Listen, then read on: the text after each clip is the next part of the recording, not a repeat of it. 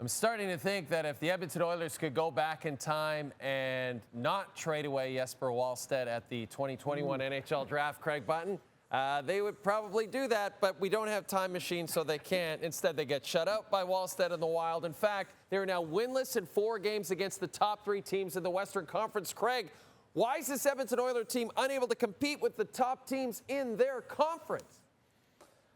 Well, they're probably because they're not at that level. I mean, you look at where they're at defensively, they're not very good defensively. Although the last 2 games, 4-0 shutout versus Seattle, a 1-0 loss here, 1 goal against. And they were pretty good defensively in both those games. But when you start to look at where their team needs to be defensively, they haven't been there this year. And the goaltending. So if we want to flip it here, you want to talk about goaltending? Goaltending metrics for the Minnesota Wild, top 5 in the league. Goaltending metrics for the Edmonton Oilers, bottom 4 in the league. So when you start looking at that disparity, you can get on the right side of a 1-0 game. And Stuart Skinner was fine in this game.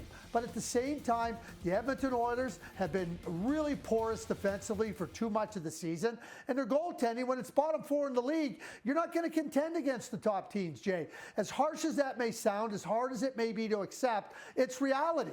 And that's where the Edmonton Oilers find themselves. We know that they have Stanley Cup aspirations, and that's where they'd like to see themselves. But when they look at themselves hard and they look at themselves in reality and with real honesty, they have to look and say, we're not good enough. So this falls on management. What can they do to improve? Defensively, we know they can be better. The goaltending bottom 4 metrics, it ain't getting you to the Stanley Cup. I can guarantee you that. As for the Vancouver Canucks, they had a very tough task on Tuesday night, the top team in the National Hockey League.